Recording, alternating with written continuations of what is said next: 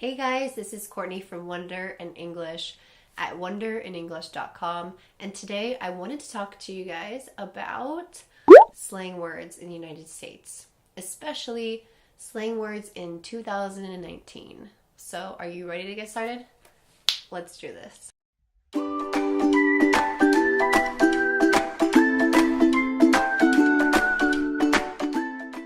Okay, so I'm gonna warn you, there are gonna be some cuss words and maybe some things that are weird or hard to understand.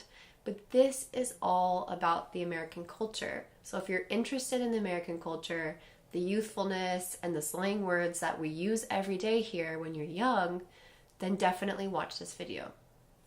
So the first word I want to talk about, or the first phrase, is to roast someone. So to roast something actually means to cook it. It's a way of cooking meat.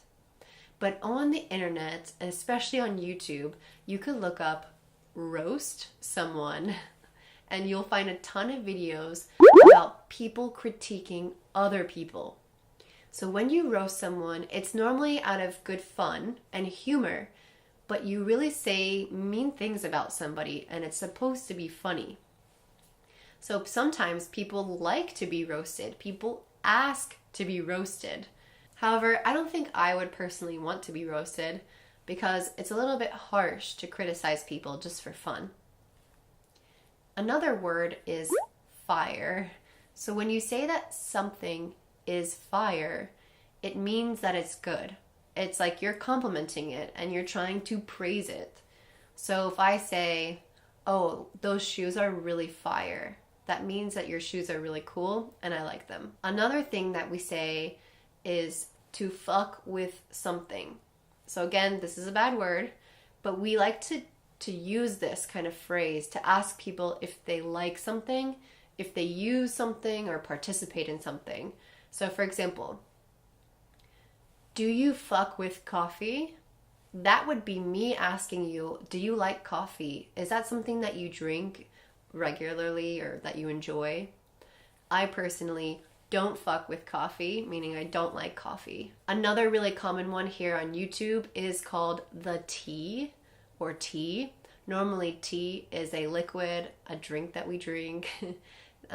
It's Chinese, it's herbal, but actually tea on the internet is something completely different.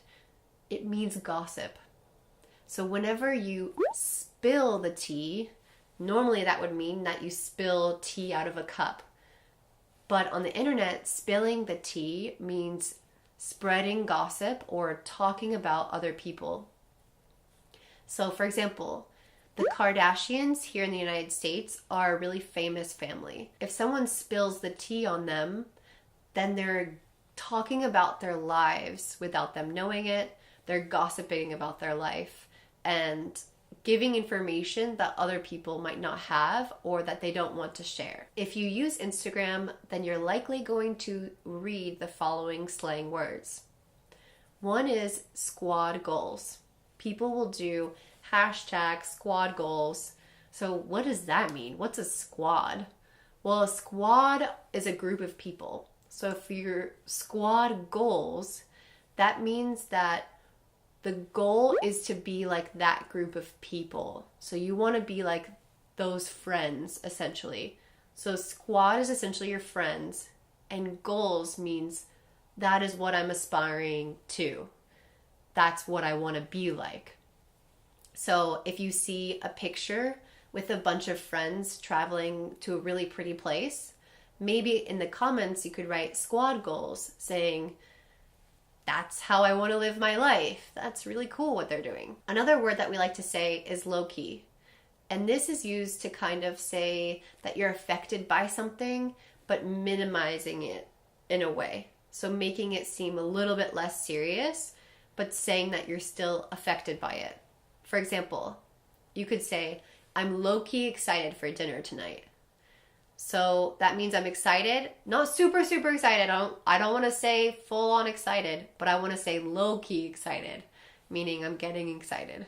If you're on YouTube and you see someone promoting a product like their shirts, what we call merch, meaning merchandise, things that they're selling, you might hear them say, something like the word plug or to plug something, that means that they're promoting their product in their video. They're plugging it in their video. Again, if you're on Instagram, you'll likely see an emoji that is a 100 and it's red. Or even if you just have an iPhone. We like to say, keep it 100, or sometimes just the emoji itself. And what that means is to be your best self. You're aligned with your truest values. You're being a badass, basically. Keep it 100. Another word is lit, L-I-T. This means that something is really exciting. So if you're going out with your friends, you could say, let's get lit. Like, let's have a drink, let's get excited, we're gonna go party. So this is often associated with things that are like going out and drinking and partying. That is something that's lit. So if there's lots of people at a party, you would say, this party is lit. Another word is salty. So if you're salty about something, you are not happy about it, you're angry that something happened. My friend uses this a lot. He says, I'm so salty that I missed my flight. So he's so upset that he missed his flight. I'm so salty. We also say, especially on YouTube, to ship or to ship someone.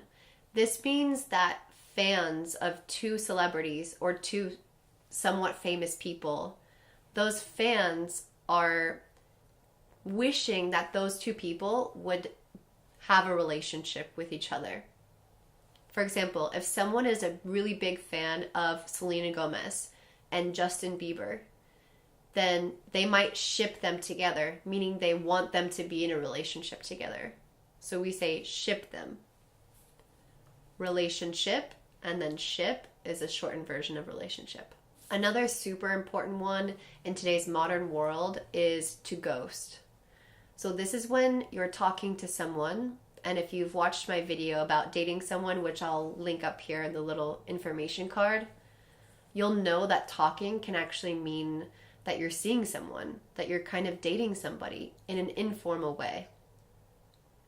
And if for some reason you're messaging them on your phone and then all of a sudden they stop answering you completely, that means they ghosted you. So if you think about a ghost, they're clear and you can't see them, they basically aren't there, they disappear. And that's exactly the kind of experience you have when someone stops answering your text messages. They're like a ghost to you. They don't exist anymore. In the same vein, you could say that someone left you on red. Red simply means that they actually read your message on your phone.